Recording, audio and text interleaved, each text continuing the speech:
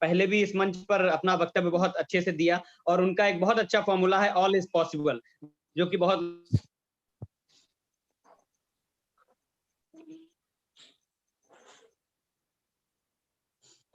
आपकी आवाज नहीं आ पा रही, प्लीज। आवाज आ रही है आपकी? के साथ में जो है संचालन पूरा हमारे जो रहता है, क्योंकि आज मैं भी थोड़ा सा बाहर हूँ, तो इसके लिए मैं काफी क्षमा चाहूंगा। मैं राजकुमार सर से विनम्र अनुरोध करूंगा, विनती कि वे अपने दिया का संक्षिप्त परिचय देते हुए और साथ साथ में जो है गायत्री मंत्र का जप करते हुए इस कार्यक्रम का शुभारंभ करें, ताकि हम जो है इसको विधिवत समय से स्टार्ट कर सकें। Doctor Rajkumar please. बहुत बहुत धन्यवाद पांडे जी। और आप सभी जैसा जानते हैं कि एक गायत्री महाविज्ञान में एक श्लोक आता है, और वो श्लोक हमें यह याद दिलाता है कि कैसे गायत्री मंत्र जो है वो चारों वेदों का सार है। श्लोक कुछ इस प्रकार है, यथा मधु च पुष्पेभ्यो घृतम दुग्धा रसात्पय एवं ही सर्ववेदानाम गायत्री सारम उच्यते। अर्थात चारों वेदों का सार जो है वो गायत्री महामंत्र ही है। आइए इस कार्यक्रम की शुरुआत में हम लोग उस महामंत्र का उच्चारण करें और ये भाव करें कि जैसे इस मंत्र से सभी को सद्बुद्धि और सत्प्रेरणा मिलती है, वैसे ही हमारे जीवन में एक नए उजाले का विकास हो, हमारी बुद्धि जो है हमेशा सन्मार्ग में प्रेरित होती रहे। ओम भूर्भुवः स्वः तत्सवितुर्वरेण्यं भर्गो देवस्य धीमहि धियो यो नः प्रचोदयात्। आप सभी को प्रणाम। जैसा कि मुझे आदेश हुआ है कि दिया राजस्थान का एक संक्षिप्त परिचय दिया जाए, और आप सभी यह जानते हैं कि भारतवर्ष खुद को एक विकसित राष्ट्र के बदलने के एक मिशन में शामिल है। भारत में जितने भी हमारे युवा हैं वे समाज के एक बड़े एवं जीवंत एवं संसाधन पूर्ण क्षेत्र का प्रतिनिधित्व करते हैं, और जितने भी हमारे युवा हैं इनकी ऊर्जाओं को यदि आज ठीक तरह से प्रसारित एवं प्रचारित किया जाता है तो निश्चित है वे देश को तीव्र गति से आगे बढ़ा सकने में सक्षम हो सकते हैं। इसीलिए विकास के चरण में युवाओं के जरूरतों, उनके अधिकारों तथा अपेक्षाओं को शामिल करना प्राथमिकता बननी चाहिए। इसी उद्देश्य से डिवाइन इंडिया यूथ एसोसिएशन, जो लोकप्रिय रूप से दिया राजस्थान के नाम से भी जाना जाता है, राजस्थान में यह अखिल विश्व गायत्री परिवार शांति कुंज हरिद्वार का एक युवा आंदोलन है, जो युवाओं की आंतरिक क्षमताओं का विकास करता है, उनका दोहन करता है, आत्म परिशोधन करता है तथा युवाओं को राष्ट्रीय विकास के पथ पर ले जाने का काम करता है। वर्ष 2006 में देव संस्कृति विश्वविद्यालय हरिद्वार के द्वितीय दीक्षांत समारोह में अपनी यात्रा के दौरान तत्कालीन राष्ट्रपति माननीय डॉक्टर एपीजे अब्दुल कलाम के साथ प्रणव पंड्या जी, कुलाधिपति देव संस्कृति विश्वविद्यालय हरिद्वार के शुभ मार्गदर्शन में इस आंदोलन की संकल्पना शुरू हुई। युवाओं में के प्रखर व्यक्तित्व निर्माण हेतु साधना प्रधान जीवन शैली का विकास, उनमें स्वाध्याय का विकास तथा सेवा भावना का विकास, स्वावलंबी एवं स्वाभिमानी जीवन हेतु संयम एवं पुरुषार्थ द्वारा उनमें पुरुषार्थ की क्षमता का विकास तथा गायत्री परिवार के सप्तसूत्री आंदोलन, जो कि देश को कहीं ना कहीं विकास की ओर ले जाने का काम करते हैं, जैसे साधना, शिक्षा, स्वास्थ्य, स्वावलंबन, पर्यावरण, नारी जागरण, व्यसन मुक्ति तथा कुरीति जैसे इन रचनात्मक कार्यक्रमों में उन युवाओं की भागीदारी को सुनिश्चित करना।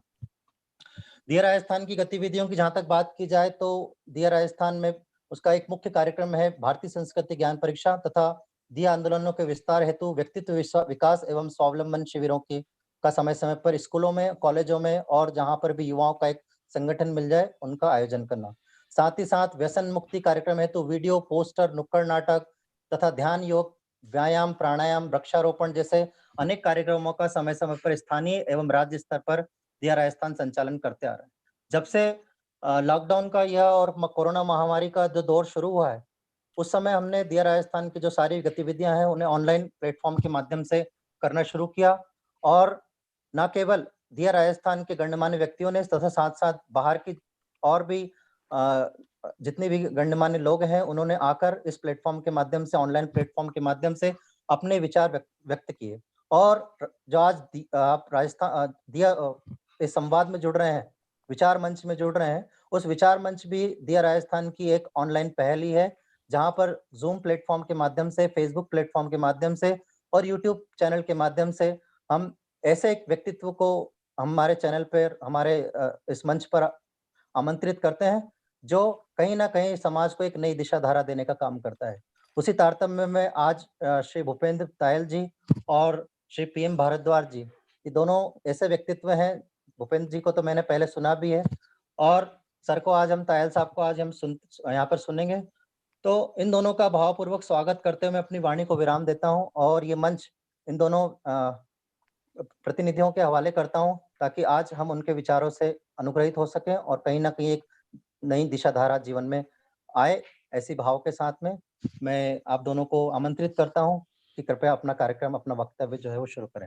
PM Bhardwaj sir ji, thank you very much doctor Rajkumar ji. आपने दिया का जो परिचय दिया, आई सैल्यूट यू, बहुत आपको साधुवाद। आप बहुत बड़ा काम कर रहे हैं, रियली। आप हैं विवेक विजयवर्गीय जी हैं, साथ में हमारे डॉक्टर एएन वर्मा साहब, former chairman of heavy water plant हैं, और एमएल परिहार साहब, गायत्री परिवार के जो लोग हैं। और ये दिया जो कर रहा है वो रियली बहुत ज्यादा प्रशंसनीय है। बहुत बहुत आपको साधुवाद। और आपने मौका दिया, मुझे मौका दिया एक सेशन को मॉडरेट करने का, और वो भी भगवत गीता का सेशन, जिसमें भूपेंद्र तायल साहब जैसे बोलने वाले कीनोट स्पीकर हैं। तो ये मेरे लिए भी एक बहुत अच्छा अवसर है। और इस तरह के 2 प्रोग्राम हमने अलग अलग प्लेटफॉर्म पे किए थे, वो दोनों ही बहुत पॉपुलर हुए हैं, बहुत लोगों ने उनकी सराहना की। जिस तरह से क्वेश्चन फ्रेम किए गए और जिस तरह तायल साहब ने उनके माकूल जवाब दिए, वो सभी को बहुत ज्यादा पसंद आए। मैं सबसे पहले, क्योंकि दिया का मंच है, गायत्री परिवार है, और मैं ये कहना चाहूंगा कि ये गुरुदेव पंडित श्री राम शर्मा आचार्य जी के आप लोग फॉलोअर हैं, जिनको कि सदगुरु संत कबीर का ही जन्म कहा जाता है। तो सदगुरु संत कबीर को ऐसा एक ग्रुप, जिनको मैं गुरु मानता हूँ, सदगुरु संत कबीर, उनको फॉलो करने वाले ग्रुप में सबसे पहले मैं गुरुजनों को प्रणाम करना चाहूंगा इन शब्दों के द्वारा। राजा कहे कि मैं बड़ा तो हाथी पे क्यों चढ़ा।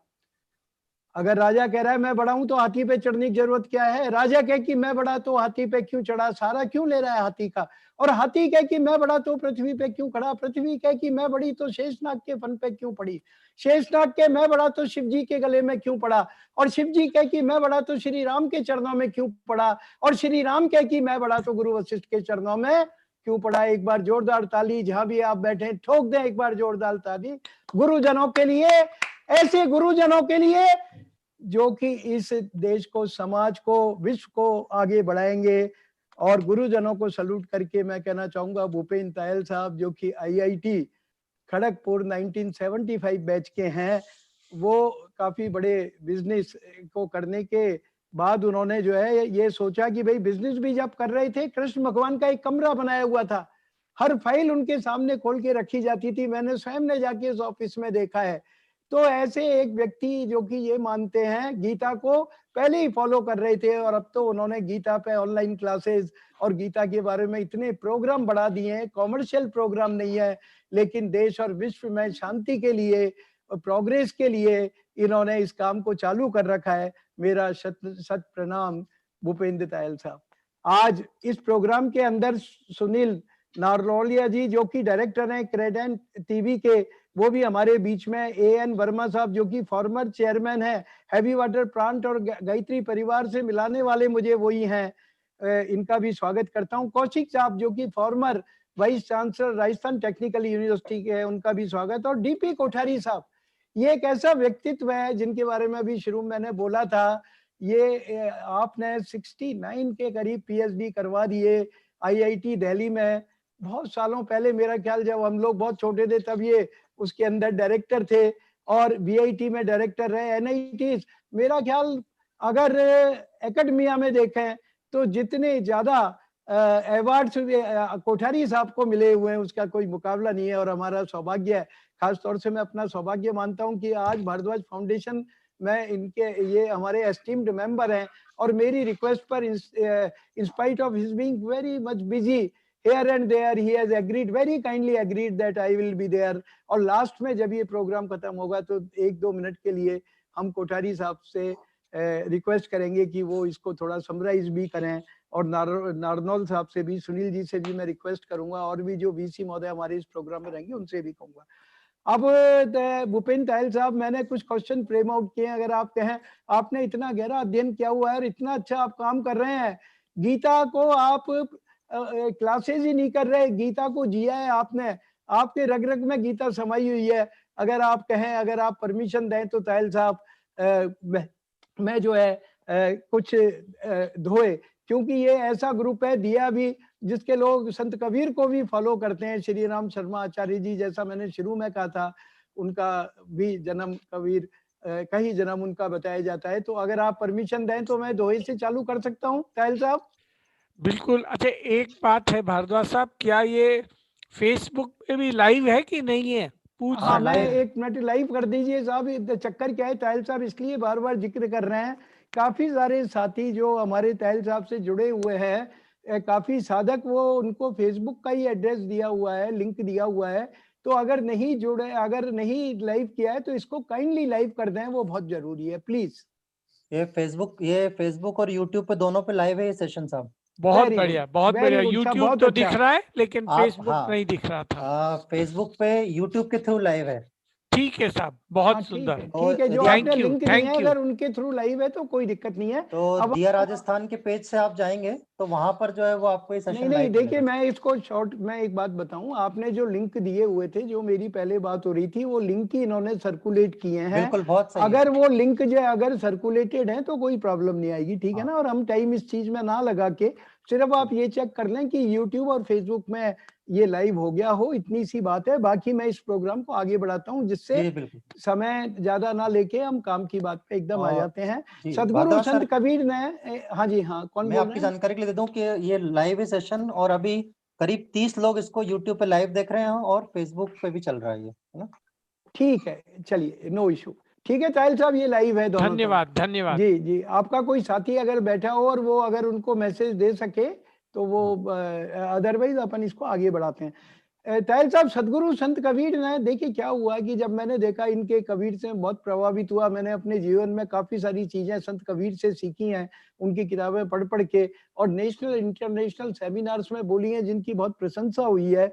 लेकिन मैं साथ में आपसे कहना चाहूंगा, जब मैंने आपके माध्यम से गीता को समझा, जब मैं आपके संपर्क में आया, तो मुझे पता लगा गीता तो बहुत पहले लिख दी गई थी, और शायद सदगुरु संत कबीर ने भी गीता में से ये चीजें ली होंगी, कि क्योंकि गीता सफल जीवन जीने का एक महान ग्रंथ है। और इसमें 18 अध्याय, और जो 600 जो इसके अंदर धोए हैं, या उन्हीं के द्वारा भगवान श्री कृष्ण ने बहुत बड़ी बातें सफल जीवन जीने के लिए खुद भगवान के मुंह से ये बातें निकली हैं। तो सदगुरु संत कबीर के कुछ दोहे मैंने आज के प्रोग्राम के लिए छांटे हैं, एक एक करके मैं आपसे पूछना चाहूंगा, और आपसे रिक्वेस्ट करूंगा कि आप समझाएं गीता में कहाँ इस चीज का किस तरह जिक्र करा गया है। सदगुरु संत कबीर का एक बहुत ही प्रसिद्ध दोहा है, चाह गई चिंता गई मनवा बेपरवाह।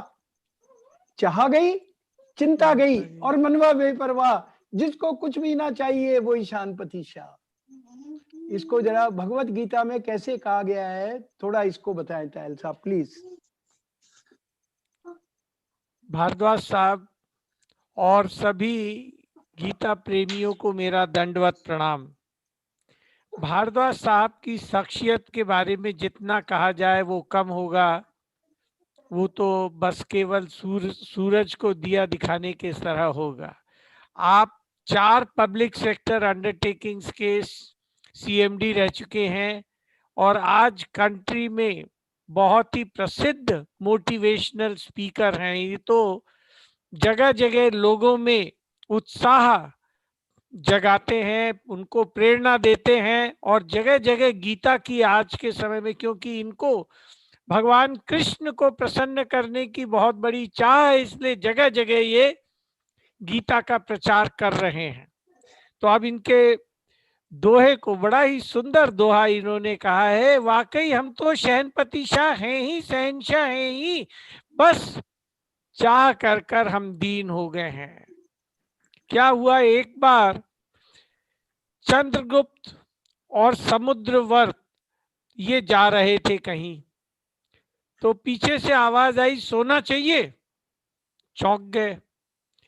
तो समुद्रवर्त से वो पूछते हैं, सोना चाहिए? स्वर्ण, स्वर्ण जरूर चाहिए। तो देखा पीछे तो 7 घड़े सोना रखे थे, उसमें से 6 घड़े तो सोने से भरे थे और 7वां आधा भरा था। बस अब तो समुद्रवर्त उस 7वें घड़े को भरने में लग गए।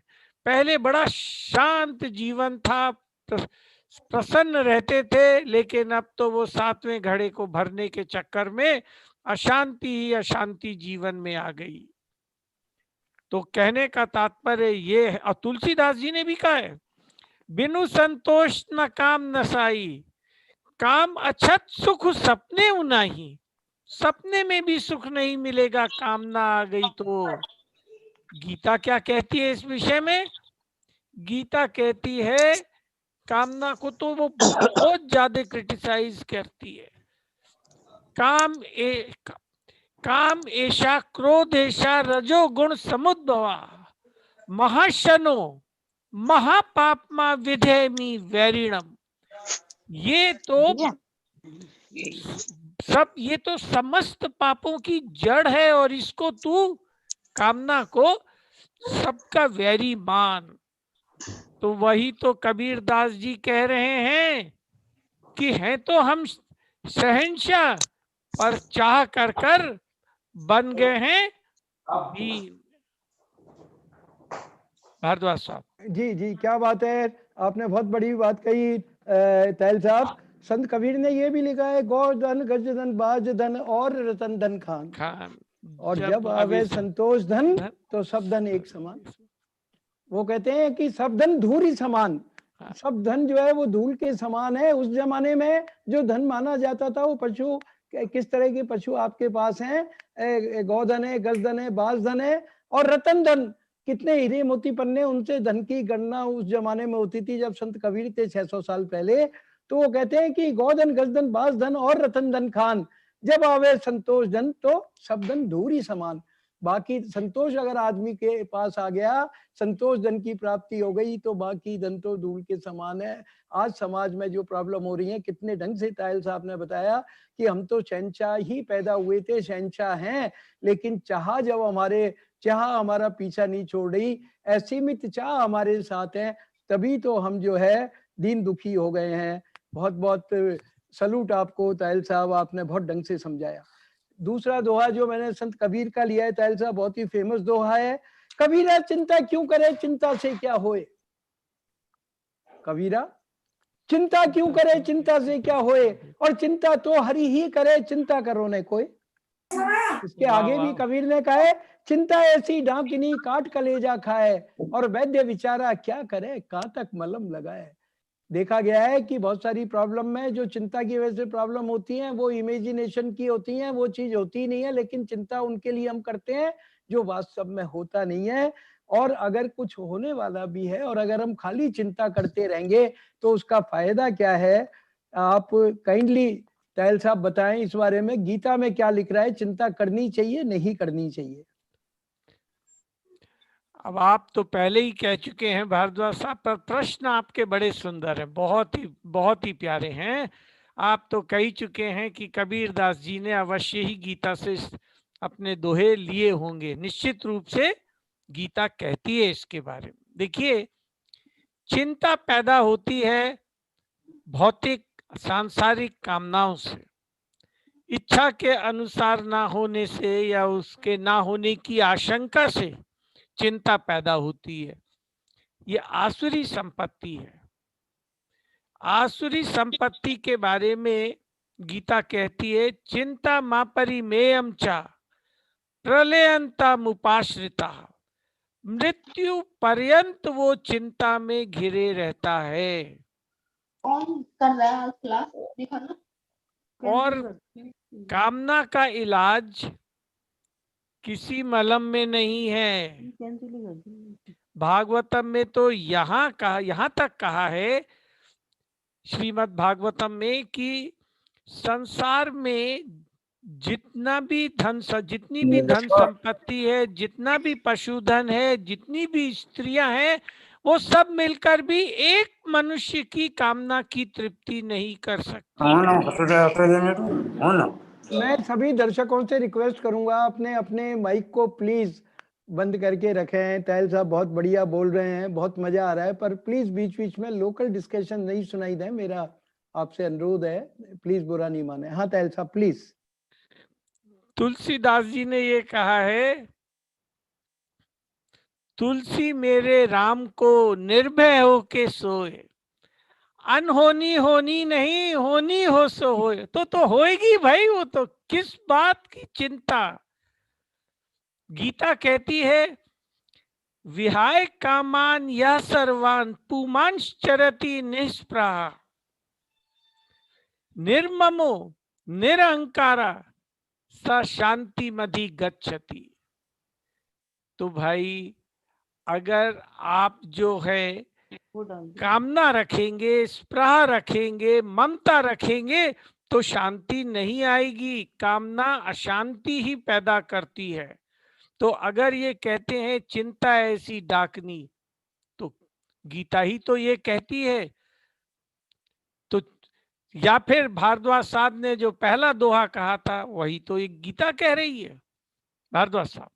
जी जी, बहुत बढ़िया। आपने बिल्कुल बताया कि गीता में चिंता के बारे में बोला हुआ है कि चिंता नहीं करनी है, और चिंता जो होती है वो आपने आसुरी संपत्ति का जिक्र किया, भौतिक सांसारिक कामनाओं, आपने इन सब चीजों का जिक्र किया। बहुत बहुत सलूट आपको। आप देखिए, गीता को तो बहुत लोग समझना चाहते हैं, लेकिन मैंने काफी जगह सुन करके ये देखा कि अगर समझाने वाला अगर ढंग से ना समझा पाए, गीता तो वाकई एक ऐसा ग्रंथ है जिसमें कि सब कुछ भगवान के खुद के मुख से निकले हुए उपाय सुखी जीवन, सफल जीवन के लिए दिए गए हैं। लेकिन अगर समझाने वाला ढंग से ना समझा पाए तो वो एक समस्या है। लेकिन जहाँ IITN तायल साहब 1975 बैच के सफल व्यापारी, और उसके बाद पूरा गीता के लिए पूरा जीवन जिन्होंने अपना लगा रखा है, ऑनलाइन क्लासेस भी कर रहे हैं, ऐसा व्यक्ति समझा रहा हो, तो फिर भी अगर लोग इसको ज्वाइन नहीं करें, तो मैं यही कहूंगा कि साहिब के दरबार में कमी कछु की नहीं। संत कबीर कहते हैं, बंदा सुख पावत नहीं तो इसमें आती है, उसमें और नहीं आती मेरे, पता भगवान नहीं के क्या दरबार में कोई कमी नहीं है, लेकिन बोल आदमी को सुख नहीं मिल रहा तो उसके एफर्ट में कमी है। एक हमारी भाभी की आवाज आ रही है, बिटिया की आवाज आ रही है, काइंडली अपने माइक को म्यूट।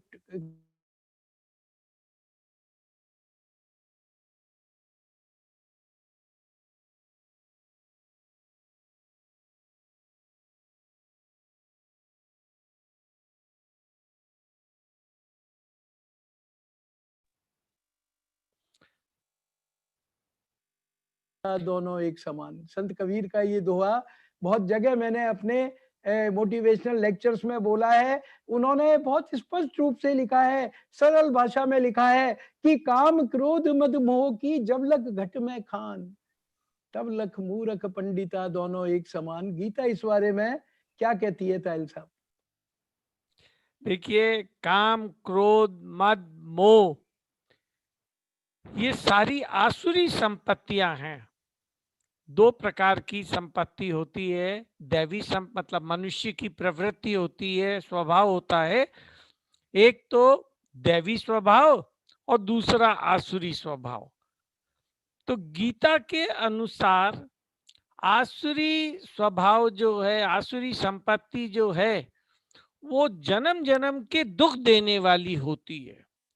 गीता में कहा है, दैवी संपत विमोक्षाय निबंधा यासुरी मता, माशुचा संपदम दैवी मभी जातोसी पांडवा।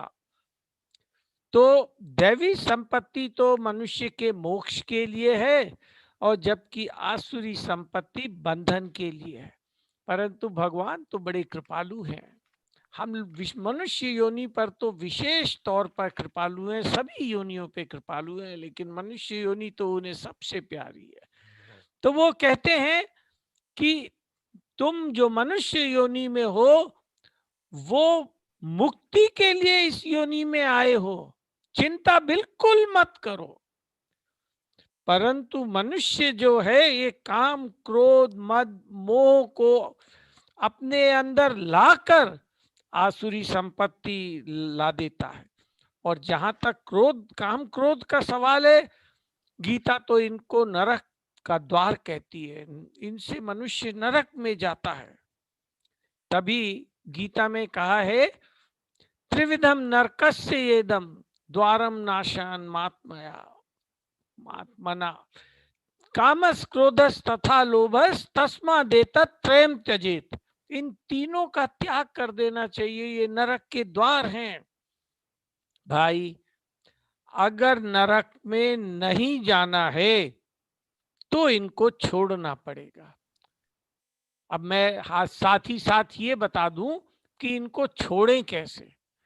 तो ये आपके पुरुषार्थ से नहीं छूटेंगे। ये भाव जो हैं, ये जो हमने माना हुआ है कि हम संसारी हैं, इस मान्यता को बदलना है। ये जो माना हुआ है कि सामने वाला अगर गलत काम करता है तो क्रोध आना तो स्वाभाविक है, इस मान्यता को बदलना है कि सोचकर कि चाहे कोई कैसा ही व्यवहार रखे, क्रोध करने से तो हम नरक में जाएंगे, अपने उद्देश्य से भटक जाएंगे। भारद्वाज साहब। क्या बात है ताहिल साहब, आपने सही कहा कि आसुरी संपत्ति है और नरक के द्वार हैं और काम क्रोध मद मोह माया इन सब चीजों से दूर रहना चाहिए। गीता में इसके बारे में स्पष्ट लिखा हुआ है। तो ये जो है संत कबीर ने बिल्कुल गीता को समझ के उसके बाद ही इस दोहे को का जिक्र किया है या लिखा है। बहुत बहुत साधुवाद आपको, आपने बहुत ढंग से सरल भाषा में ताहिल साहब इस चीज को समझाया और समझाएंगे भी, क्यों नहीं। IIT में उस जमाने में एडमिशन इतने मुश्किल थे।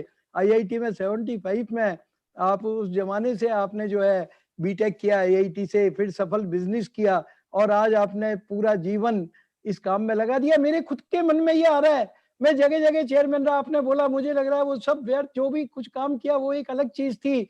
लेकिन अभी आज मैं ये प्रण ले रहा हूँ यहाँ बैठ के ताहिल साहब, इससे जितने भी लोग इसको देख रहे हैं बोल रहा हूँ कि मैंने आज ये कसम खा ली है कि गीता को कैरिकुलम में डलवाया जाए इंडिया के अंदर। एक बार सब लोग जोरदार नारा लगाएंगे हरे कृष्णा का। हरे कृष्णा हरे कृष्णा हरे कृष्णा हरे कृष्णा हरे कृष्णा हरे कृष्णा। आज आप ये देखें, कोठारी साहब जैसे व्यक्ति यहाँ बैठे हैं, नारलोल साहब जैसे व्यक्ति अभी जिनका नाम लिया था वो यहाँ, बड़े बड़े लोग, कौशिक साहब वाइस चांसलर, CMDs हमारे वर्मा साहब, बड़े बड़े लोग, विवेक विजयवर्गीय, सब लोग IITians सब इस प्रोग्राम को देख रहे हैं। ले हम देख रहे हैं कि दुनिया जो है, पहले इंडिया माना जाता था कि ये शांति के लिए ये देश माना जाता था, घर घर में शांति थी, सुख और सुकून था। आज हमारे देश में आप देखें कितनी अशांति फैल गई है और ग्रंथ जो है हमारा, जो कि पूरा विश्व अब धीरे धीरे फॉलो करने जा रहा है, हमारे खुद के कंट्री में फॉलो नहीं हो पा रहा पूरी तरह से। और गीता को पढ़ाना कितना जरूरी है आप जानते हैं। तो मैं तो कल से ही अपने मेंबर से रिक्वेस्ट, आज ही बल्कि मैंने रिक्वेस्ट कर दी है, कल से हम चिट्ठियां लिखना चालू करेंगे throughout India, including prime minister, other ministers, that you make part of curriculum Bhagavad Gita. इसके बिगड़ जो है हमारे देश के, आप देखें इतना बड़ा ज्ञान है, जब हमारे पास जो ज्ञान अगर हमारे पास है तो क्यों ना उसको बच्चों को शुरू से ही सिखाया जाए, बहुत जरूरी है। हरे कृष्णा हरे कृष्णा। अब एक और जो मैंने दुआ ताहिल साहब आगे लिया है, कबीरा आप ठगाइए और ना ठगिए कोई, आप ठगे सुख उपजे और ठगे दुख होए। बहुत टाइम लगा, मैंने दुआ पढ़ा, मुझे सुभाष चंद्र बोस जी के कुछ चीजें सामने नारे आ रहे थे, पर मैंने कहा ये कबीर, संत कबीर ने क्या लिखा है कि खुद ठग जाओ कोई बात नहीं, सुखी हो जाओ, लेकिन दूसरा ठग जाए, दूसरे को अगर आप ठग लेते हैं तो दुखी होइए, वो आपने सही नहीं किया। ऐसा विचार आपके मन में आना चाहिए। भगवत गीता इस बारे में क्या कह रही है ताहिल साहब, प्लीज। ये तो बहुत ही सुंदर प्रश्न किया है आपने,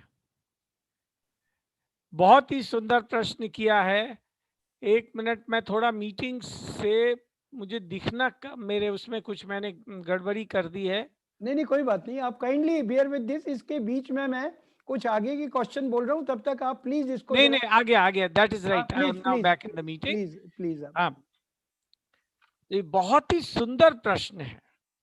इसमें थोड़ी सी कर्म रहस्य की बात समझने की आवश्यकता है, परंतु चलिए हम इसको बहुत सिंपल ढंग से इस बात को समझेंगे।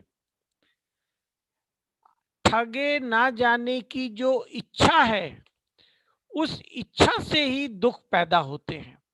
किसी भी सुख की प्राप्ति की इच्छा से गीता कहते हैं दुख पैदा होना लाजमी है, ये नियम है। गीता में कहा है यही संस्पर्श जब होगा दुख योने एवते आद्यंतवंता कौन्ते ना तेषु रमते बुधा। ये जो इंद्रियों और विषयों के संसर्ग से, जो इनके संपर्क से जो दुख पैदा होते हैं, सुख पैदा होते हैं, वे दुखों के कारण हैं। जो बुद्धिमान पुरुष होते हैं इसमें नहीं रमते हैं, मतलब इन सुखों की बिल्कुल इच्छा नहीं करते हैं। और जहां तक दूसरों को ठगने की बात है तो ये तो शास्त्रों के विपरीत है। और शास्त्रों के विपरीत काम करने से गीता क्या कहती है? ये शास्त्र विधि मुत्सृज्य वर्तते काम कारका न स सिद्धि मवापनोति न सुखम न पराम गति।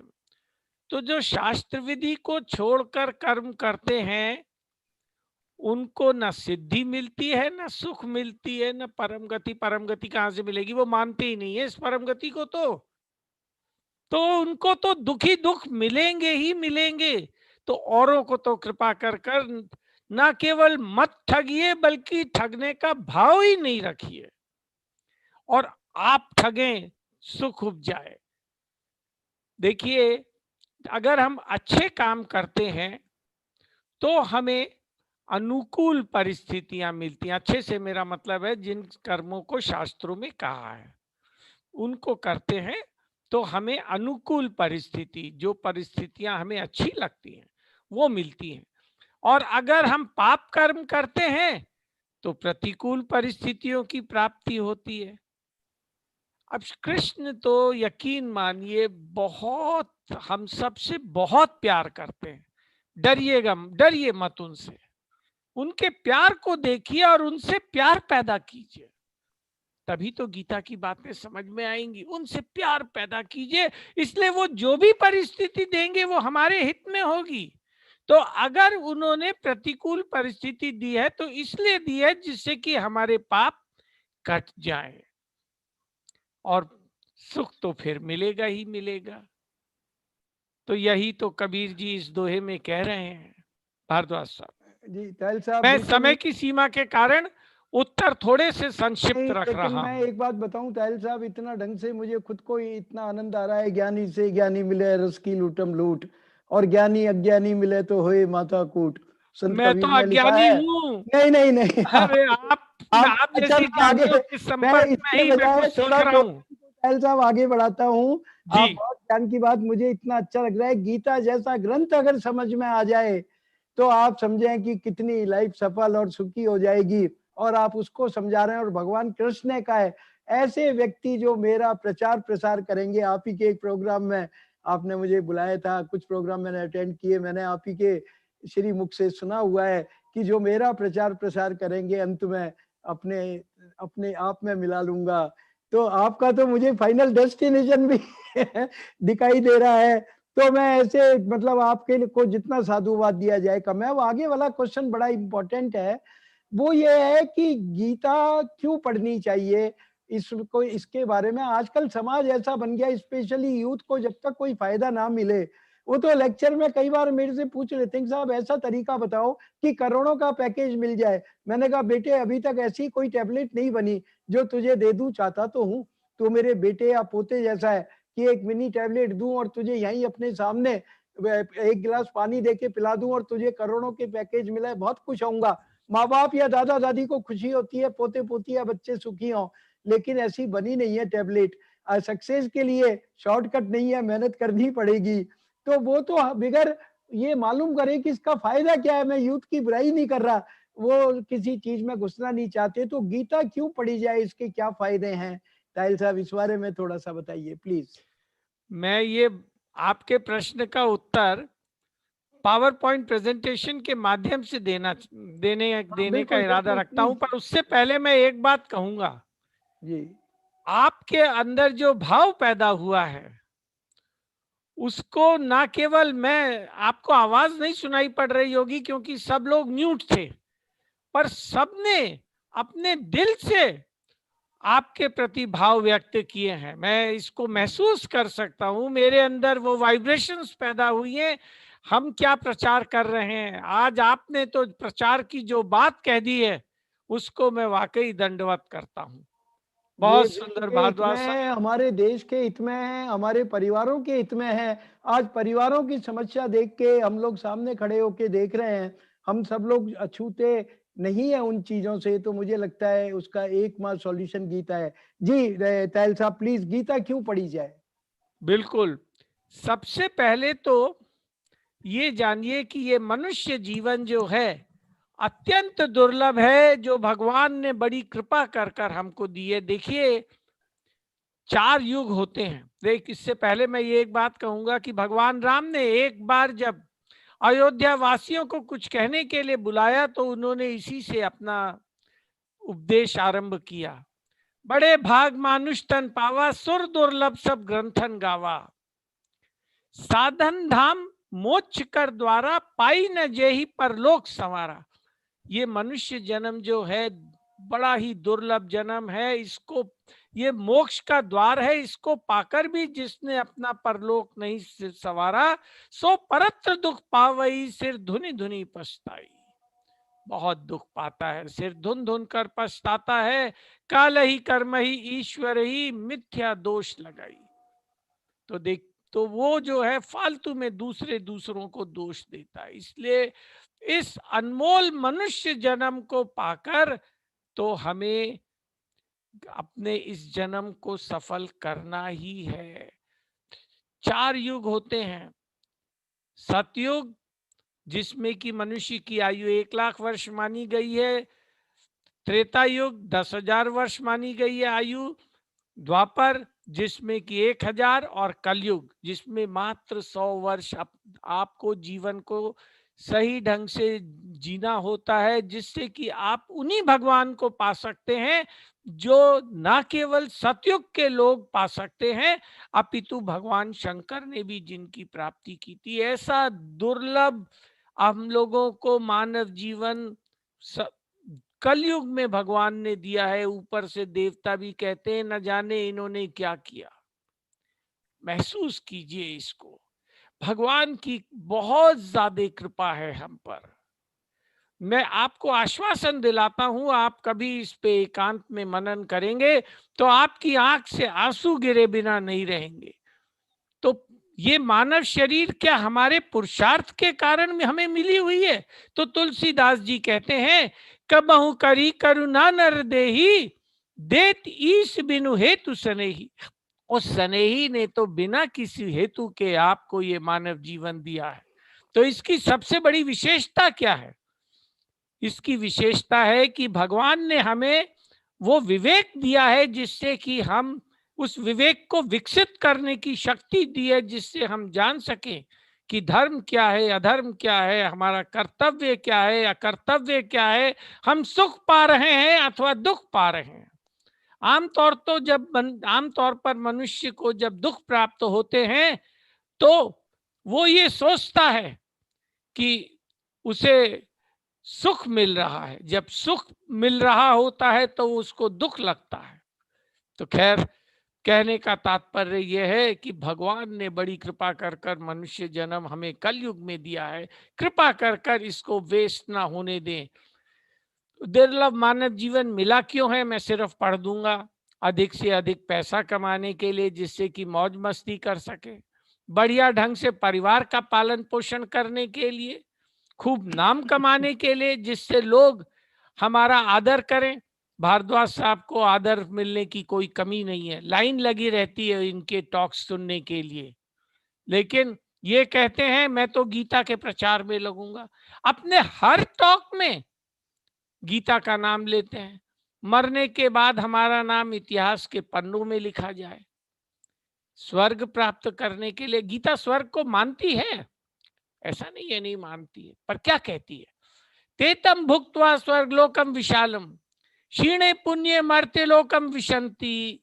तो जब वो लोग जो हैं, जो स्वर्ग जाते हैं, वो विशाल स्वर्ग लोकों के भोगों को भोग कर जब पुण्य क्षीण हो जाते हैं तो वापस इसी मृत्यु लोक में गिरते हैं। तात्पर्य ये हुआ कि स्वर्ग जाना तो समय की बर्बादी है। फिर क्यों मिला है इतना दुर्लभ मानव शरीर? क्या इसे जानना आवश्यक है? अवश्य ही, क्योंकि अगर हम इसे जानेंगे नहीं तो गंतव्य पर पहुंचेंगे कैसे? गंतव्य को प्राप्त करना बड़ा मुश्किल है, कम से कम उसको आइडेंटिफाई तो करना पड़ेगा क्या है। किसी भी अब अगली चीज ये सोचें कि किसी भी चीज के उद्देश्य की प्राप्ति के लिए क्या उसका सही ढंग से उपयोग करना आवश्यक है? मोबाइल से उसके उद्देश्य की प्राप्ति के लिए क्या उसको सही ढंग से उपयोग करना जरूरी है? क्या कान पर ही लगाकर उसको सुनना जरूरी है? पैरों के बीच में रख के नहीं उसको सुना जा सकता? हाथों के बीच में रख के उसको नहीं सुना जा सकता? अवश्य सही ढंग से उपयोग करना पड़ेगा। कौन बताता है उसके उपयोग की सही विधि? उसका निर्माता, जिसने उसको बनाया है। कहाँ बताई जाती है उसकी सही विधि? घर घर जाके निर्माता नहीं बताता है, उसके साथ एक निर्देशिका पुस्तिका देता है, यूजर्स मैनुअल। उस यूजर्स मैनुअल में उसके सही ढंग से उपयोग करने की विधि बताई जाती है। अब मानिए ये फ्रिज है, एक रेफ्रिजरेटर दिखाया है, इसका सही उद्देश्य है खाद्य पदार्थों को ठंडा रखकर उनको अधिक समय तक प्रिजर्व्ड रखना। परंतु मैं कहता हूं नहीं, मैं तो इससे अपने शरीर को ठंडा रखूंगा, और ये जैसा कि दरवाजा खुला है, दरवाजा खोल के कुर्सी लेके सामने बैठ के मैं शरीर को ठंडा रखने की कोशिश करता हूं, तो क्या होगा? थोड़ी देर में ये ब्रेकडाउन में चला जाएगा। ऐसे ही यदि शरीर का सही उपयोग ना किया जाए तब शरीर भी भैया ब्रेकडाउन में चला जाएगा। अर्थात हमें दुख ही दुख प्राप्त होंगे, दुख ही दुख प्राप्त होंगे। अब कौन बताएगा इसके उपयोग की सही विधि? अवश्य ही इसका निर्माता भगवान श्री कृष्ण। कहाँ बताइए वो सही विधि? भगवत गीता में। तो भगवत गीता में, पहले तो मैं यहीं पे अपनी वाणी को फॉर द टाइम बीइंग विराम देता हूं कि भगवत गीता जो है उसमें जीवन जीने की सही विधि बताई है। ये जीवन जीने का यूजर्स मैनुअल है। इसको केवल आप धार्मिक ग्रंथ के रूप में ही ना देखें। भारद्वाज साहब। तैल साहब, बिल्कुल आपने सही कहा। सदगुरु संत कबीर ने लिखा है, मानव जीवन दुर्लभ है, मिले ना बारंबार, और जो फल गिरा जमीन पे तो लगे ना बारंबार। बिल्कुल ठीक है कि बड़े भाग्य मानस तन पावा, सुर दुर्लभ सब ग्रंथन गावा। रामायण में ये भी लिखा है, आपने बिल्कुल सही कहा। और आप ये कह रहे हैं कि अब ये जीवन क्यों मिला है? खाली पैसे कमाने के लिए, मौज मस्ती के लिए नहीं है। वाकई ये जीवन क्यों मिला है, इसके निर्माता ने ही बताया है, भगवान श्री कृष्ण ने बताया है कि ये जीवन क्यों मिला है और हमें क्या करना है। और आप धर्म अधर्म विवेक हमें दिया है, उससे हम धर्म अधर्म, हम जो है सत्कर्म दुष्कर्म सबका पता लगा सकते हैं, क्या चीज अच्छी हमें करनी चाहिए, नहीं करनी चाहिए। बहुत बहुत सलूट तायल साहब, कितने कम शब्दों में कितनी बड़ी बात आपने बताई। भगवत गीता सामने है, फिर भी हमारे लोग उसको नहीं समझने की कोशिश कर रहे और इतने दुख पा रहे हैं।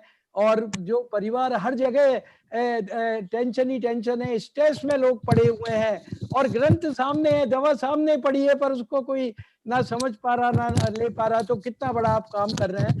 दो क्वेश्चन इसी से रिलेटेड और मैं आपसे कहूंगा, खाली गीता ही क्यों पढ़ें और सरल तरीका क्या है गीता को समझने का? तायल साहब प्लीज, खाली गीता ही क्यों पढ़ें और सरल तरीका क्या है गीता को समझने का?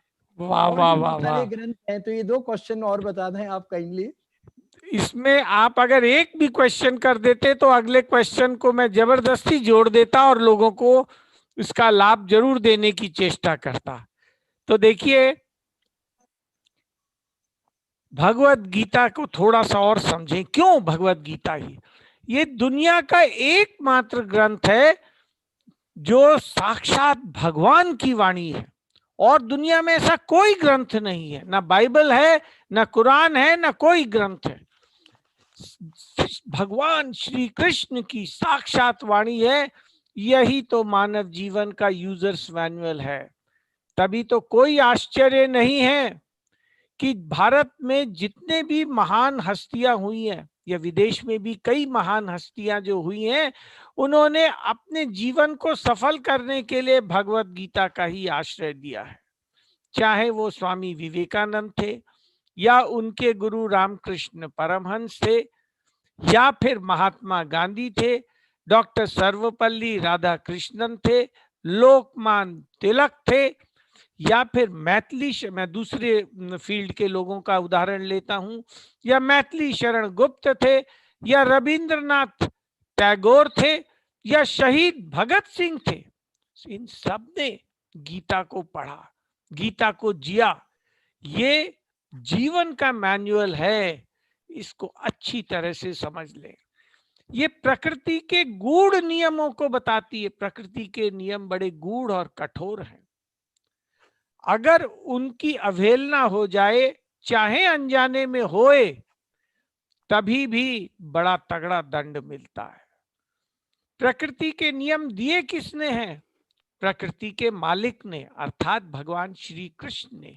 और प्रकृति के नियमों की अवहेलना करना, भगवान की बात की अवज्ञा करना, और गीता में श्री कृष्ण ने कहा है कि ये त्वे दभ्य सूयंतो नानुतिष्ठन्ति मे मतम सर्व ज्ञान विमूढ़ास्तान विद्धि नष्टाना चेतसा। जो मेरी बातों का अनुसरण नहीं करते, मेरी बातों में ईर्ष्या रखते हैं, उनको तो तू नष्ट हुआ ही जान। तो अब मैं उदाहरण लेता हूं, 2 नियम की चर्चा करूंगा। गीता में भगवान ने बड़े सारे नियम बताए हैं। तो देखिए, अगर आप अगले जन्म को सुधारने की चेष्टा करते हैं तो ये जन्म भी सुधर जाएगा। परंतु इसी जन्म में आप सुख पाने की इच्छा करते हैं तो कभी सुख नहीं मिलने वाले, स्थायी सुख नहीं मिलने वाले। दूसरी बात, अगर आमतौर पे मनुष्य इसलिए जीवन जीता है कि जिससे उसका जीवन सुखों से भर जाए, पर गीता कहती है इस इच्छा से जीवन जीना दुखों को आमंत्रित करना है अपने घरों में। वो दुख दरवाजे पे खड़े रहेंगे। तो ये गीता जो है, गीता को समझे बिना अपनी बुद्धि से प्रकृति के नियम ठीक से नहीं समझ में आ सकते। और सब लोग प्रकृति के अधीन हैं तो सुख कहां से पाएंगे? भागवतम में श्री कृष्ण ने उद्धव जी से कहा है कि मानव जीवन को सफल करने के सारे मार्ग मैंने पहले ही गीता में बता दिए, इनके अतिरिक्त तो कोई मार्ग है ही नहीं। तो मनुष्य यदि अपने जीवन को सफल करना चाहता है तो गीता को समझे बिना जीवन सफल हो ही नहीं सकता। अर्थात आपको यदि अपना जीवन सफल करना है, चाहे आप जो कर रहे हैं, जिस पद पे हैं, अमेरिका के प्रेसिडेंट हैं, किसी यूनिवर्सिटी के वाइस चांसलर हैं, कुछ भी हैं, या चपरासी के पद पर हैं, गीता को जीवन में उतारे बिना जीवन सफल नहीं हो सकेगा। और उतारने से पहले उसके वास्तविक अर्थ को समझना पड़ेगा। वास्तविक अर्थ इतना आसानी से समझ में नहीं आता है। तभी तो भारद्वाज साहब ने ये पूछा कि कैसे उसको समझे, क्योंकि ये इस बात को जानते हैं। ये अद्वितीय ग्रंथ है, बेजोड़ है, समस्त वेदों, शास्त्रों, उपनिषदों आदि का सार है, हर मानव के लिए एप्लीकेबल है। देखिए, अगर आप बाइबल पढ़ते हैं तो उसमें बड़े स्पष्ट रूप से क्रिश्चियनिटी की चर्चा की गई है, कुरान में मुस्लिम्स की चर्चा की है, पर गीता में ना हिंदू, मुस्लिम, सिख, ईसाई किसी भी धर्म का नाम नहीं लिया है, बौद्ध किसी भी धर्म का नाम नहीं लिया है। ये तो हर जो कि मनुष्य योनि में है, उन हरेक के लिए समानता से एप्लीकेबल है। मैं उदाहरण बहुत सारे दे सकता हूं, पर समय की सीमा है, इसलिए मैं आगे बढ़ता हूं। इसीलिए तो गीता को दुनिया के, भारत के तो सर्वश्रेष्ठ मैनेजमेंट इंस्टीट्यूट में पढ़ाया ही जा रहा है, परंतु दुनिया के सर्वश्रेष्ठ मैनेजमेंट इंस्टीट्यूट्स में पढ़ाया जाता है, हार्वर्ड में पढ़ाया जाता है। तो और भी बहुत सारी कंट्रीज में गीता जो है वो इलेक्टिव के रूप में गीता का अध्ययन कराया जाता है। अक्षय खजाना है आनंद का।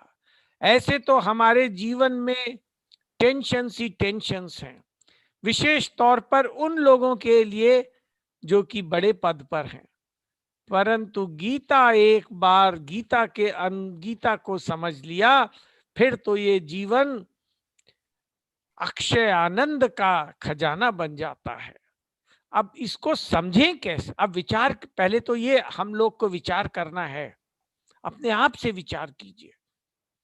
आप में से कितने लोग अपने जीवन को सफल करने की इच्छा रखते हैं? कितने लोग गीता को समझना चाहते हैं? अगर समझना चाहते हैं तभी यहां पर दिया हुआ सॉल्यूशन आपके लिए लागू होगा। कैसे समझें? तो देखिए, बहुत सी संस्थाएं हैं जो कोविड के पहले कोर्स के रूप में गीता को समझाती थी। क्लास और कोर्स दोनों में अंतर होता है, परंतु अब फिजिकल क्लास, आमने सामने बैठकर समझने वाली क्लास तो संभव है नहीं। ऑनलाइन क्लास के माध्यम से, उसके ऑनलाइन के बड़े सारे और भी फायदे हैं जो आप लोग सब समझ सकते हैं, मैं उन पे नहीं चर्चा करूंगा। तो ऑनलाइन कोर्स के माध्यम से केवल लॉर्ड जगन्नाथ चैरिटेबल ट्रस्ट ही कोर्स चला रहा है। ये कृष्ण की कृपा से ही ये संभव हुआ है। पहला कोर्स चल रहा है, ये जो है 28 नवंबर को 6 महीने का कोर्स होता है। 23 मई को स्टार्ट हुआ था, 28 नवंबर को समाप्त हो जाएगा और 5 दिसंबर से अगला कोर्स चालू हो जाएगा। सब लोग जो भी इसमें एनरोल्ड हैं, 157 लोग, सबके सब अपने जीवन में बहुत ज्यादा परिवर्तन महसूस कर रहे हैं। कोर्स का क्या अर्थ है, हम लोग 2 मिनट में इसको भी समझ लें। हर कोर्स में एक टेक्स्ट बुक होती है, तो इसमें भी टेक्स्ट बुक आपको मिलेगी। इसमें नियमित रूप से ऑनलाइन असाइनमेंट मिलेंगे हर चैप्टर के बाद, जिनको आपको करना होता है। 6 महीने का कोर्स है जिसमें हफ्ते में केवल एक क्लास अटेंड करनी होती है और 18 चैप्टर हैं गीता में। 6 चैप्टर पर आपका एग्जाम होगा और चौथे एग्जाम में पूरी गीता पर होगा। अब ये बताइए, कैसे नहीं गीता आपको समझ में आएगी? कैसे नहीं आपके जीवन में परिवर्तन आएगा इस ढंग से? ये ढंग कृष्ण का ही बताया हुआ है और कई संस्थाओं से चर्चा करने के बाद आज से 12 साल पहले इसको लागू किया गया था। हालांकि ऑनलाइन बेसिस पे ये अब सेकेंड बैच स्टार्ट होगा। तो आप में से जितने लोग इस प्रोग्राम को अटेंड कर रहे हैं, अगर वो अपने जीवन को सफल बनाना चाहते हैं, आनंद से पूरक बनाना चाहते हैं, तो इस कोर्स को जल्दी से जल्दी इसमें रजिस्ट्रेशन कराइए। जिन्होंने भी आपको इसमें आने का निमंत्रण दिया है, या मुझे या भारद्वाज साहब, किसी से भी इसके विषय में संपर्क कीजिए। मैं दिया के लोगों से विशेष रूप से अनुरोध कर रहा हूं कि जरूर ज्वाइन करें अगर वो अपना जीवन सफल करना चाहते। भारद्वाज साहब। जी तायल साहब, आपने बहुत अच्छी बात कही। खाली गीता क्यों, अगर गीता इतना इम्पोर्टेंट मैनुअल नहीं होता तो आइंस्टीन महान वैज्ञानिक, महात्मा गांधी जी, मेट्रो के श्रीधर जी, विवेकानंद जी, कमाल का नाम लिया आपने। पीएम जो है मोदी जी ने भी अपने लास्ट स्पीच में तायल साहब कबीर का भी दोहा बोला था, और संत कबीर के दोहे आपने सब बताए कि गीता के अंदर से लिए हुए हैं। तो गीता को जो है वो आप बिल्कुल सही कह रहे हैं। खाली गीता ही ऐसा ग्रंथ है और सरल तरीका। ऑनलाइन कोर्स साथियों, मैं एक बात बताऊं, ये कॉमर्शियल एडवर्टाइजमेंट बिल्कुल नहीं हो रहा है। अब मैं बोल रहा हूं, आपको लगे कि जगन्नाथ ट्रस्ट कोई कॉमर्शियल ऑर्गेनाइजेशन है या कोई एडवर्टाइजमेंट, ऐसा बिल्कुल नहीं है। इनके प्रोग्राम मैंने अटेंड किए, जो इतना मटेरियल ये देते हैं कि उसका खर्चा कृष्ण की कृपा के बिगड़ निकलना, या जिस तरह के एनवायरनमेंट में ये कोर्सेज करवाते हैं, जब फीस ऑनलाइन में तो बहुत कम फीस इन्होंने कर दी है। मुझे समझ नहीं आ रहा है कि कैसे ये इतना मटेरियल इतना खर्चा कर पा रहे हैं। हर प्रोग्राम में जितना ले रहे हैं उससे ज्यादा इनके खर्चे बहुत ज्यादा होते होंगे, पर भगवान कृष्ण की कृपा है। और इसके अलावा जब इनके प्रोग्राम हो रहे थे फिजिकली, जहाँ मैंने कुछ अटेंड किए, तो मैंने देखा कि वहां भी मेरे समझ में नहीं आया कि कैसे अच्छी अच्छी जगह में कम पैसों में वो खर्चे कैसे निकाल रहे हैं। उसके लिए मैं सिर्फ एक बार श्री कृष्णा का हरे कृष्णा नारा ही लगा सकता हूँ, और वही लगाऊंगा, हरे कृष्णा। जोरदार जरा बोलिए एक बार। अगर ये बोलेंगे तो मैं बता रहा हूँ, ये तो वैज्ञानिकों का ग्रुप है दिया, बड़े बड़े वैज्ञानिक इसमें गायत्री परिवार में काम कर रहे हैं। अगर आप बोलेंगे तो समझ लो उसका फल कुछ अलग ही मिलेगा। हरे कृष्णा, हरे कृष्णा। अब जो मैंने आपने ताहिल साहब जो क्वेश्चन पूछे थे, मैंने, देखिए क्वेश्चन पूछना आसान है लेकिन सही जवाब देना बहुत कठिन है। मैं आपको साधुवाद दूंगा, सलूट करूंगा। गीता क्यों पढ़ी जाए, खाली गीता क्यों पढ़ी जाए, सरल तरीका क्या है। आपने तो घर बैठे ज्ञान की गंगा बहा दी। आपने कहा ऑनलाइन कोर्स में रजिस्ट्रेशन कराओ, और इतने एग्जाम बीच बीच में होते हैं, इतना मटेरियल मिलता है कि गीता ना समझे ऐसा तो हो ही नहीं पाएगा। बहुत सरल तरीका आपने बता दिया। अब मैं कुछ 2-3 क्वेश्चन और ऑर्गेनाइजर से, स्पेशली राजकुमार जी मुझे दिखाई दे रहे हैं। राजकुमार जी, थोड़ा सा समय लग रहा है, लेकिन थोड़ा सा आप कहें तो मैं 2-3 क्वेश्चन और हैं, उसके बाद कुछ लोगों को बोलना है। Can we continue this program. मैं होस्ट जो हमारे हैं दिया से पूछना चाहूंगा, ये पहला प्रोग्राम मैं देख रहा हूँ कि इसमें देखिए लगातार लोग बढ़ते जा रहे हैं। चालू 27 पे हुए थे, जूम पे अभी 86 हैं। कम होने के बजाय लोग बढ़ रहे हैं, समय ज्यादा होता जा रहा है लेकिन लोग बढ़ते जा रहे हैं। 86 राइट नाउ जूम पर हैं, इसके अलावा यूट्यूब पे हैं। बहुत बहुत सलूट दिया को।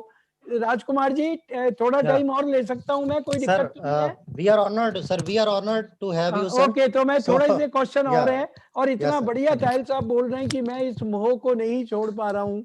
तो कुछ क्वेश्चन और पूछ के, और कुछ जो वीआईपी आए हुए हैं उनको बुलवा करके फिर इस काम को आगे, इसको जो है हम समापन करेंगे। उसके पहले मेरा क्वेश्चन है ताहिल साहब से, गीता ममता रहित व्यवहार करने की बात कहती है। लोग कहते हैं बात करना आसान है, पर करें कैसे, व्यवहार ममता रहित कैसे हो, इस बारे में आप थोड़ा प्रकाश डालेंगे ताहिल साहब?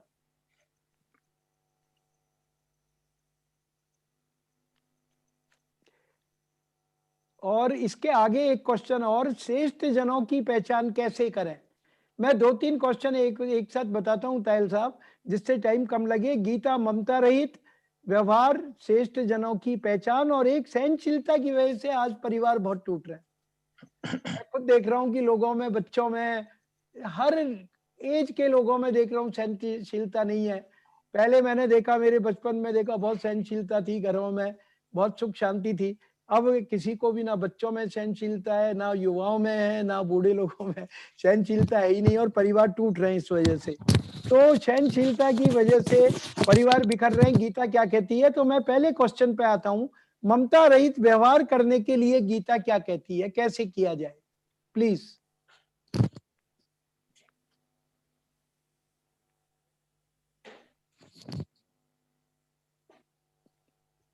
नेटवर्किंग की भी आज थोड़ी सी प्रॉब्लम है साथियों, थोड़ा समय लग रहा है। नेटवर्किंग आज मुझे भी शुरू में ज्वाइन करने में भी बड़ी प्रॉब्लम आ रही थी। हाँ ताहिल साहब, चालू करें इसको।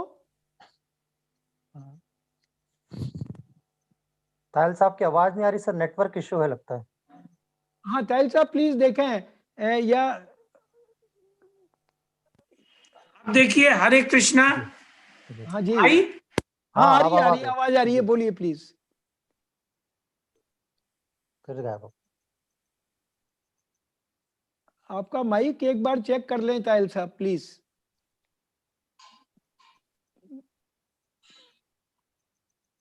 या आप जो मेरा क्वेश्चन तीनों में सुन पा रहे हैं, जिसका चाहे पहले जवाब दे दें। श्रेष्ठ जनों की पहचान कैसे करें, ममता रहित व्यवहार कैसे करें, और सहनशीलता की वजह से परिवार, सहनशीलता नहीं है लोगों में, बिखर रहे हैं, उसके लिए गीता क्या कह रही है। इन तीनों में जिसका आप चाहे पहले जवाब दे दें। नहीं, मैं उसी सीक्वेंस में दूंगा। आपको मेरी आवाज आ रही है ना? आ रही है, बोलिए साहब, प्लीज प्लीज। तो गीता निश्चित ही कहती है कि किसी भी मनुष्य के प्रति ममता नहीं रखनी है अगर तुझे स्थायी शांति चाहिए। विहाय कामान या सर्वान पुमांश चरति निष्प्राह निर्ममो निरंकारा सा शांति मदि गच्छति। तो अर्थात सब कामनाओं को छोड़कर जो निष्प्राह होकर विचरता है, निर्मम मतलब बिना ममता के, निरंकारी जो है, उसी को शांति की प्राप्ति होती है। इसका ये अर्थ मत ले लीजिएगा कि सबको छोड़कर विचरता है। सबको छोड़ना है, बिल्कुल नहीं। सबकी सेवा के लिए उनसे अपना संबंध मानना है, उनसे सेवा लेने का भाव नहीं होना चाहिए। याद रखें, सभी तो भगवान के अंश हैं, उन्हीं भगवान के अंश हैं जिसके अंश आप हैं। फिर क्यों किसी का भी त्याग करें? केवल उनसे उनके प्रति ममता का त्याग करें। और इस गलत ममता के कारण ही तो महाभारत का युद्ध हुआ।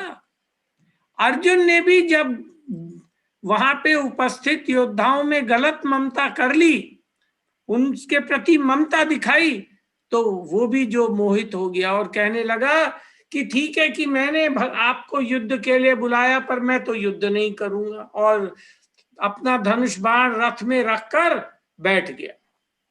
तब भगवान ने उसको समझाया। अब अगला प्रश्न आपका था कि श्रेष्ठ पुरुषों की पहचान कैसे करें। जी, निश्चित ही ये कठिन है। इसके लिए हम या तो हम स्वयं उनसे ज्यादा श्रेष्ठ हों, और नहीं तो कम से कम श्रेष्ठता की जो क्राइटेरिया हैं उनको तो स्वीकार करना पड़ेगा। श्री कृष्ण ने अर्जुन के माध्यम से ये कहा है कि सब में दैवी गुण है। मां शुचा संपदम दैवी मभि जातोसी पांडवा। सभी मनुष्यों में दैवी गुण हैं, पर उन्होंने आसुरी गुणों को ऊपर से भर दिया है, जिसके कारण वो दैवी गुण दब गए हैं। और यदि वो उन आसुरी गुणों को जिनको भरा है उनको बाहर निकाल के फेंक दें तो दैवी संपदा के गुण उभर के आ जाएंगे। तो दैवी संपदा के गुणों को, अर्थात उन गुणों को जिससे कि जीवन के उद्देश्य की प्राप्ति हो जाती है, उन गुणों को श्रेष्ठ स्वीकार करना पड़ेगा। अब उदाहरण के लिए यदि हम मानते हैं कि व्यापार में भाई झूठ तो बोलना पड़ेगा, नहीं तो काम नहीं चलेगा, तो ये तो सही बात नहीं है गीता के अनुसार। एकनाथ जी के परदादा भानुदास जी को जब उनके परिवार के लोगों ने कपड़े का व्यापार चालू कराने का प्रस्ताव रखा, तो उन्होंने कहा ठीक है मैं करूंगा, परंतु मेरी एक शर्त है कि मैं झूठ नहीं बोलूंगा। उनसे लोग पूछते कि भाई इसकी क्या कीमत है, तो वो सच सच बता देते। वो पूछते कि इसमें तुम्हारा प्रॉफिट कितना है, वो सच सच बता देते। तो पहले तो व्यापार नहीं चला तो लोगों ने उनकी खिल्ली उड़ाई, परंतु बाद में उनका व्यापार दूसरों से कहीं ज्यादा चल गया। तो कहने का मतलब यह है कि ऐसी जब आसुरी संपदा के गुणों को हम अपने अंदर ले आते हैं तो दैवी संपदा के गुण दब जाते हैं, परंतु उनको हटा दे तो दैवी संपदा के गुण प्रकट हो जाएंगे। और देखिए, वैसे तो श्रेष्ठ पुरुषों की पहचान के लिए गीता में 16वें अध्याय के पहले से लेकर 3रे श्लोक तक में 26 लक्षण बताए, 26 गुण बताए। उनके अनुसार हम श्रेष्ठ पुरुषों की पहचान कर सकते हैं। अब आपने पूछा था एक और प्रश्न कि सहनशीलता की हाँ, सहनशीलता हाँ जी जी की कमी आ जाती है, कमी हो गई है आज के समाज में, बिल्कुल कमी हो गई है। देखिए, श्रेष्ठ सहनशीलता गीता के अनुसार सात्विक वृत्ति है, जबकि कम सहनशीलता या तो राजसी वृत्ति होगी या तामसी वृत्ति होगी। राजसी वृत्ति का फल दुख है। राजसी वृत्ति वो होती है जिसमें संसार की चीजों के प्रति आकर्षण होता है। भगवान के प्रति आकर्षण कहने को तो होता है पर वास्तव में नहीं होता है। तो राजसी वृत्ति का फल जो है गीता दुख बताती है। क्या कहती है? रजो रागात्मकम विधि तृष्णा संग समुद्भवम तन निबदनंती कौन्तेय कर्म संगेन देहिनम। तो इसमें राग होता है राजसी वृत्ति में। तो और तामसी वृत्ति तो सब चीजों को उल्टा ही समझती है, वो तो मनुष्य को सदैव मोह में ही रखती है। तो उसका तो कुछ कहना ही नहीं। ऐसे लोग तो बिल्कुल ही सहनशील नहीं होंगे। कर्मणा सुकृतस्याहु सात्विकम निर्मलम फलम। सात्विक वृत्ति का निर्मल फल होता है।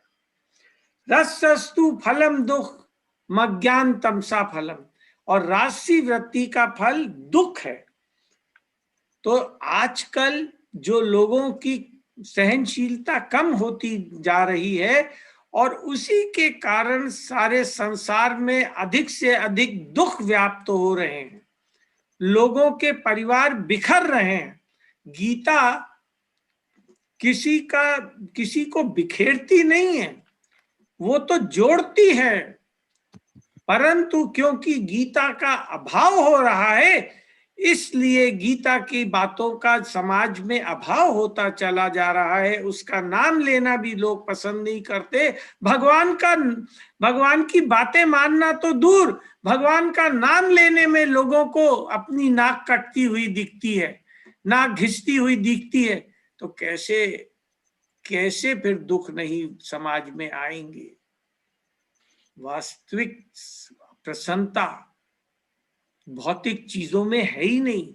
चाहे आपके पास होंडा सिटी हो, मर्सिडीज हो, ऑडी हो, उनमें सुख नहीं है।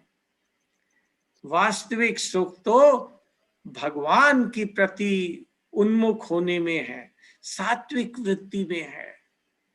और आज लोगों में जो सहनशीलता की कमी है, उसका एक कारण और है कि लोग बजाय अपने कर्तव्य पालन की ओर दृष्टि रखें, वो तो अपने अधिकारों पर ही दृष्टि रखते हैं।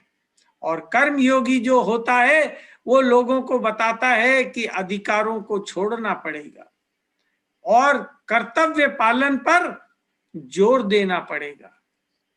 तो इसी से सहनशीलता के कम होने से बचा जा सकता है। भारद्वाज साहब, बहुत बड़ी बात कही आपने तायल साहब। एक बात मैं कहूंगा, यंगस्टर्स ने तो एक नारा बना लिया, मैं उनके खिलाफ नहीं बोल रहा। वो तो ये बोल रहे हैं कि रघुपति राघव राजा राम और जितनी तनख्वाह उतना काम। रघुपति राघव राजा राम, उस राम का नाम ले रहे हैं जिन्होंने, दशरथ जी ने जब उन्होंने रावण का वध किया, वापस आ रहे थे, दशरथ जी ने देवलोक से पुष्प बरसाए अदर दूसरे देवताओं के साथ मिलके, तो उन्होंने कहा राम तुमने बहुत बड़ा काम कर दिया, तुम मेरे से मांगो जो मांग सकते हो। उन्होंने कहा पिताश्री सब कुछ तो दिया है, अब क्या मांगू? बोले नहीं, बच्चन के लिए तो मैंने जान दे दी, मांगो बेटे, आज मैं बहुत खुश हूँ, पूरे विश्व का तुमने कल्याण कर दिया। तो उन्होंने कहा अगर दे सकते हो तो पिताश्री एक ही चीज दो, कि कई माँ की गलती नहीं थी, वो मुझे सदैव बहुत प्यार करती थी, उनको माफ कर देना। दशरथ जी इतने दुखी हुए एकदम सुन के, पर उन्होंने कहा ठीक है तथास्तु, इसीलिए तो तू राम है कि जिस माँ की वजह से तूने इतना कष्ट पाया। आप देखें हरदम राम अपने कर्तव्य की तरफ, आपने कहा कर्तव्य का ध्यान रखो, अधिकारों की तरफ मत ज्यादा सोचो। आजकल तो अधिकारों का ही सोच रहे, कर्तव्य की तरफ कोई ध्यान नहीं है, इसीलिए तो दुख बढ़ रहे हैं। बहुत बड़ी बात कही आदि गुरु Shankaracharya, when he was asked, you are a highly learned man, throw some light, on the Bhagavad Gita. He told if Vedas are considered as cow, Bhagavad Gita is cow milk. And if Vedas are considered as tree, Bhagavad is the tree fruit. But to a newly born baby, go to any dadi or go to any नानी या दादी ये बोलेगी बच्चे को फल मत देना, चाहे बिगड़ छिलके और बीज का हो, दूध ही देना। तो तायल साहब, समय ज्यादा हो रहा है और कुछ वीआईपीज को भी बोलना है। आपने इतने ढंग से चीजें समझा दी हैं कि अब और कुछ क्वेश्चन लेने के बजाय मैं कुछ लोगों के नाम बोल रहा हूँ जिनके कमेंट्स में इस वंडरफुल प्रोग्राम के लिए जिस ढंग से आपने समझाया जरूर चाहूंगा। और एक बात मैं जरूर कहूंगा कि भगवत गीता के बारे में अगर जितने लोग सुन रहे हैं, हम सब अपने अपने ग्रुपों में लिखें कि इसको मैंडेटरी कर देना चाहिए, इसको कैरिकुलम का पार्ट बनाना चाहिए।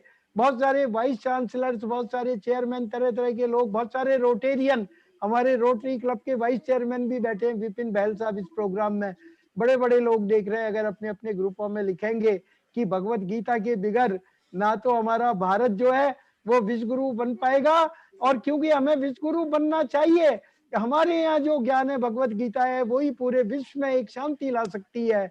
अदरवाइज विश्व में कल्याण होना मुश्किल है, क्योंकि अगर गलत भावना के लोग यहाँ आ गए तो वो विश्व को रहने लायक जगह नहीं रहने देंगे। इसलिए भगवत गीता का तो मैंडेटरी होना बहुत जरूरी है।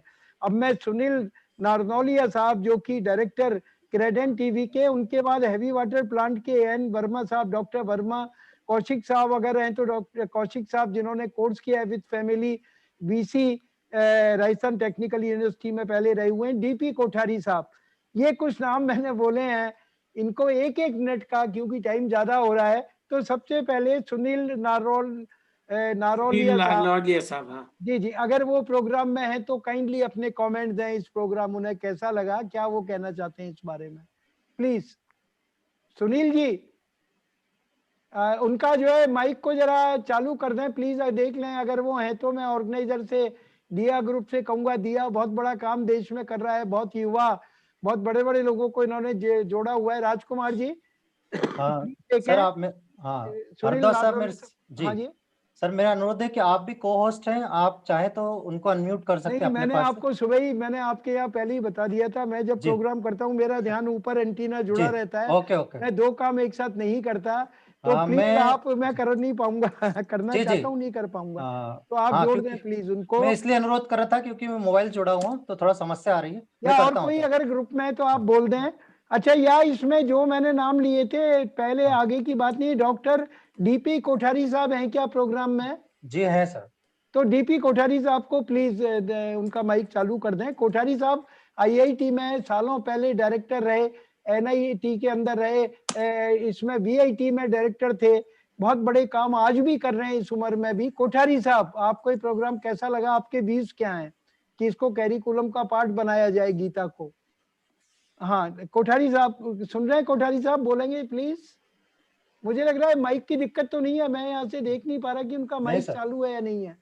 ऑन है सर, को-होस्ट है, ऑन है उनका माइक। कोठारी साहब सुन रहे हैं मुझे? आप बोलेंगे प्लीज? जी अपना माइक ऑन कर सकते हैं। हाँ माइक, कोठारी साहब माइक को ऑन करिए अगर आप मुझे सुन रहे हैं तो। आपका माइक कह रहे हैं वो आपको वो दे दिया है, माइक आप ऑन कर सकते हैं अपने यहाँ से। अच्छा, कोई और भी क्वेश्चन पूछना चाहे चैट बॉक्स में डालें, अगर वो नहीं सुन पा रहे तो हैवी वाटर प्लांट के एन वर्मा साहब मुझे अभी लगातार दिखाई दे रहे थे प्रोग्राम में, ये फॉर्मर चेयरमैन है। कोठारी साहब अब आप माइक ऑन कर सकते हैं, अनम्यूट कर सकते हैं।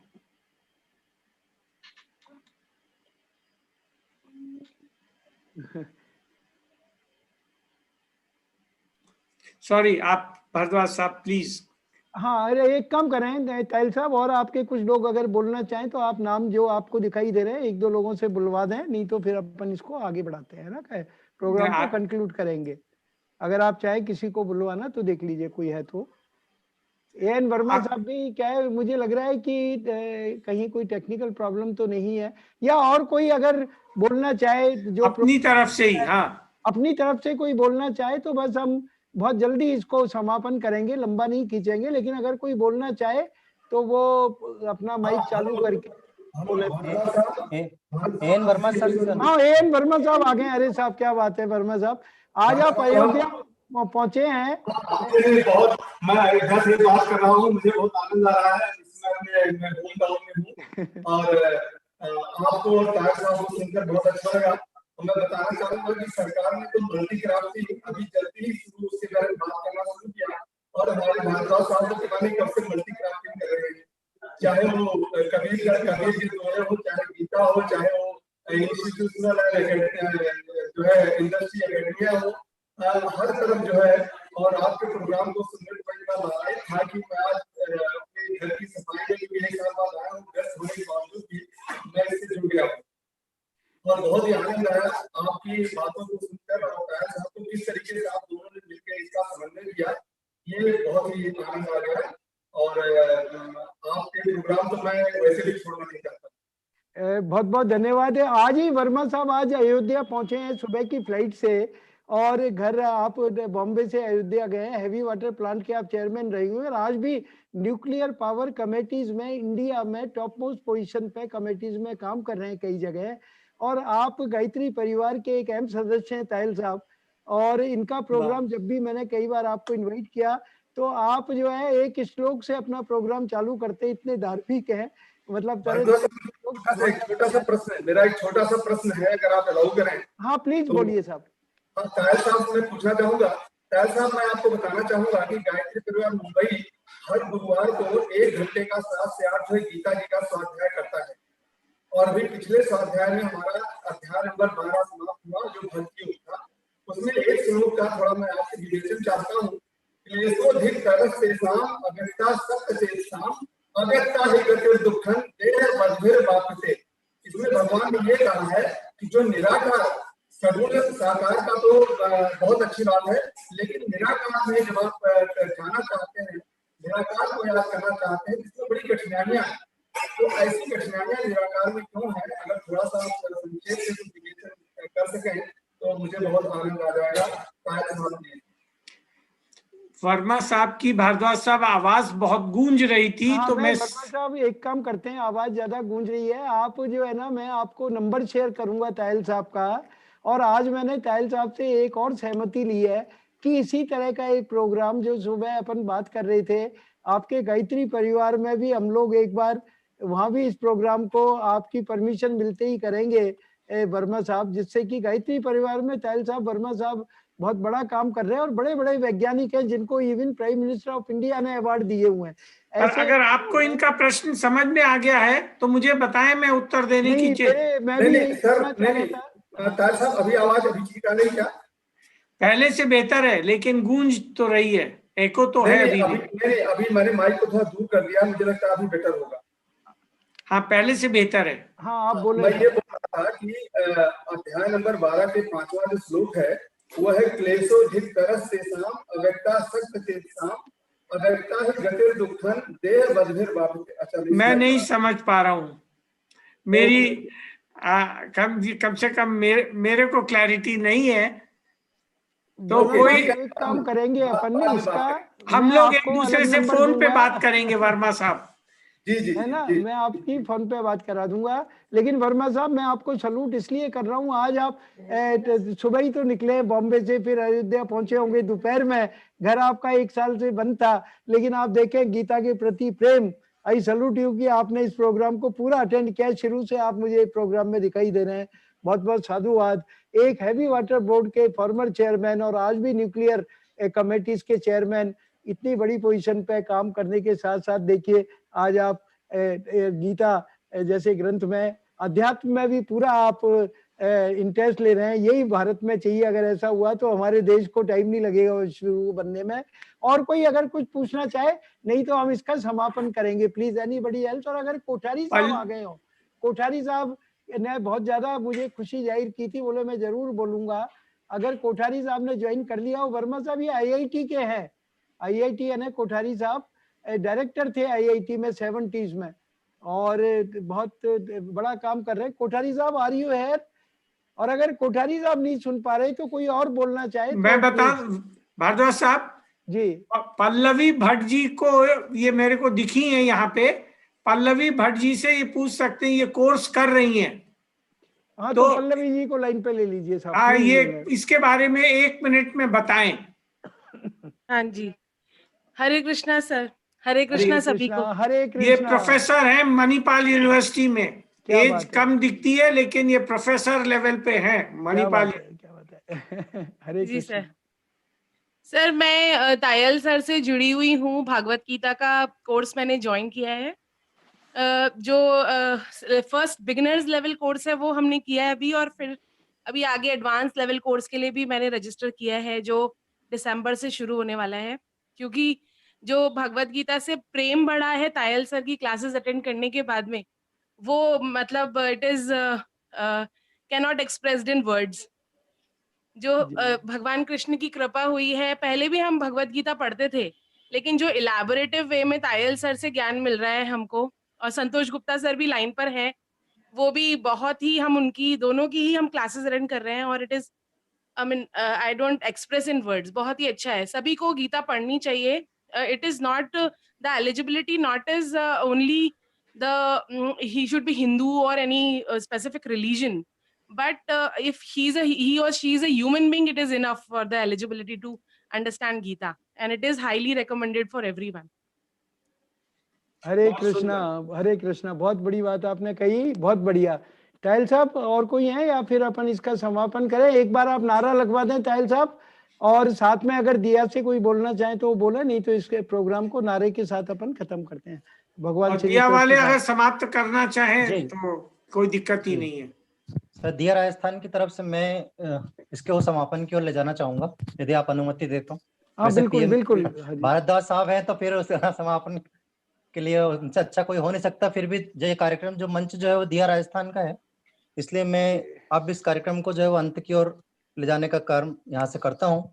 और जैसा कि रामचरितमानस में भी कहा गया है कि प्रथम भगति संतन कर संगा, सबसे पहली भक्ति यदि भगवान को नवधा भक्ति के बारे में यदि बात की जाए तो बताइए कि संतों का संग करो।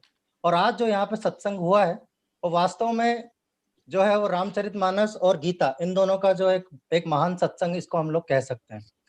गीता की जहां तक बात की जाए तो कर्म प्रधान, जीवन को कर्म में बांधने का काम करती, कर्म शैली को जो है वो करने का काम। साथ ही साथ रामचरितमानस भी यही कहती है, और उसमें कहा गया है कि कैसे इस संसार में सब कुछ है, पर जब तक यदि आप कुछ कर्म नहीं करेंगे तब तक आपको कुछ नहीं मिलेगा। और चौपाई कुछ गोस्वामी जी इस प्रकार लिखते हैं कि सकल पदार्थ है जग माही, कर्महीन नर पावत नाही। सब कुछ है इस संसार में, आप क्या भौतिक सुविधाएं लाना चाहते हो, सब कुछ है, परंतु यदि आप कर्महीन हैं तो फिर आप कुछ नहीं कर सकते। तो यहां मैं कह सकता हूं कि गीता और रामचरितमानस जो है वो दोनों आदमी को जो है वो कर्म प्रधान बनाने का काम करती है। साथ ही साथ गीता का जैसा कहा गया कि एक यूजर मैनुअल है। ऑफ कोर्स ये आज मुझे नई डेफिनेशन मिली है कि गीता को तायल साहब ने बहुत बड़े और सुंदर ढंग से एक यूजर मैनुअल बताएगा, जो कि बहुत सरल भाषा में आपने इसको कहा है। यूजर मैनुअल आजकल सबको ही जानते हैं, हालांकि भारत में पढ़ते नहीं है। इक्विपमेंट लाएंगे, यूजर मैनुअल भी रहेगा और पढ़ेंगे कोई। और वही जो आज गीता के साथ भी हो रहा है कि हमारे घर में यूजर मैनुअल है पर हम लोग पढ़ नहीं रहे हैं। आज इनके मार्गदर्शन से मैं महसूस करता हूं कि सब लोग उस यूजर मैनुअल को अपने जीवन को उत्तम बनाने के लिए उपयोग करेंगे। क्यों? क्योंकि इसमें क्या हुआ है कि दुख को दूर करने के लिए, व्याधियों को दूर करने के लिए जो है वो ज्ञान का मार्ग प्रशस्त किया है। और उसी संबंध में तुलसीदास जी फिर कहते हैं कि क्या कारण है दुखों का, क्या क्या रीजन है। तो फिर लिखते हैं चौपाई उत्तरकांड में, मोह सकल व्याधिन कर मूला, तिनते पुनि उपजहि सब सूला। समझ दुखों का कारण मोह है।